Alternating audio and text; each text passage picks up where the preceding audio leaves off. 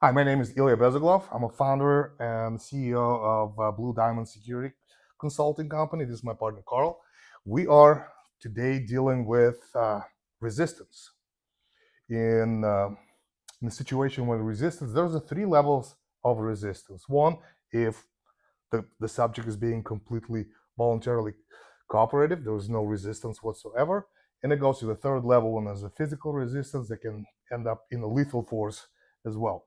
But there's something in the middle that is law enforcement or security professionals or bodyguards or anyone who's responsible for facility security will be dealing, and not only be dealing, is going to be annoyed with. And the reason is, well, obviously, when there is no resistance, easy, everything goes smooth. When there's a violent resistance, at least you have now visual, physical, legal justification to use force to overcome that resistance.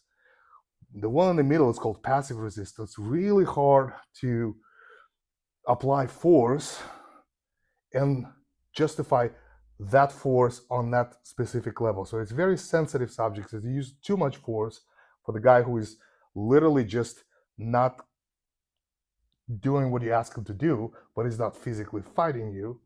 If you use too much force, it's a liability. People go to jail for that. If you use too little, well, the problem's not being solved. So this is something that is we're going to be showing. It's just, in my humble opinion, 27 years in law enforcement, probably one of the least utilized technique, being probably one of the most effective techniques how to control a subject, how to escort subject out of the area. Because a lot of times, if, let's say, he's throwing a fit on the casino floor, I mean, there's people. You don't know who's involved, who's not involved. You want to take him to a secure facility. He hasn't been searched yet, or she hasn't been searched yet, but you need to de-escalate that situation from public to some private area in a secure manner, right? That one for law enforcement officials, it's a very useful technique when you try to do a traditional twist lock handcuffing or rear wrist lock handcuffing. And the problem with the twist lock handcuffing, it's very effective as long as he or she lets you do it. The moment they don't want to let you do it, that technique goes out of the window. What I mean by that? So we'll deal from different positioning. This is a textbook in any law enforcement environment or any security environment.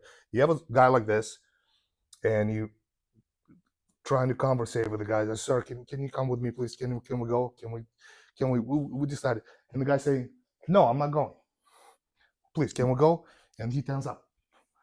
He's not fighting, but he's not clinching, but I'm stuck with him, right? The same thing. I'm trying to go from behind. I'm trying to walk him up, and this is what I get. And a lot of times when the traditional twist lock, and again, look at the size difference, and he's not really doing anything. I can just boom, clock him and say, yeah, well, it's a justified use of force. No, it's not. I have to overcome this, take him to secure location, and anything really traditional doesn't work. So we're going to use what is called a shoulder lock, or in jiu-jitsu world, it's called kimura. Being a law enforcement guy, we're trying to stay away from martial art terminology, from a fighting terminology. But the reality is that this is what it is. It's a standing kimura, the control of his upper body, shoulder, and elbows area. So here, he stiffens up. Because I like Carl, I'm going to go nice and easy. But this initial punch, the elbow, if you go violently, that's exactly what's going to happen. You're going to wrap it around, control his wrist, lock my own, put a hand top of your head, separate your feet a little bit wider, don't move. So here, depending on his actions, I can take him forward, I can take him backwards, or we can nicely just, sir, let's just walk forward. Let's go. Let's go. We're going to talk outside. Nice and easy technique. I'll show it in about, you say 50-60% of the speed and violence. Here. Then we got it. Hand on top of your head. Let's go forward. It can be applied from behind. I can have my partner do exactly the same thing on this side, or it's the same thing. I never try to do anything from this. You always want to be at least 45 degrees offset. You don't want to give them. First of all, it's already feeling very intimidating. Very, okay, we're going to fight. Here, I'm still in the, from the side, it goes exactly the same. Here, control, got the same Kimura. Walking forward. Carl. It's very, very important. If you're coming from the front, you can still get headbutted and can get very messy. They can also shove you off and start to break the lock before it even secures. But when you do it from the side, you have a much better angle to weave your hands for the lock. It's really high degree of control, and it's very difficult for me to do anything outside of comply. Mm-hmm.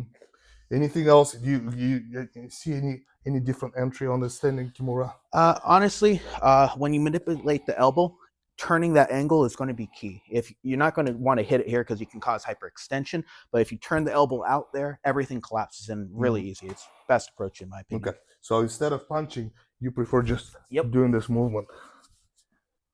Okay, that's a couple different ways to skin a cat. So that's what I would highly recommend.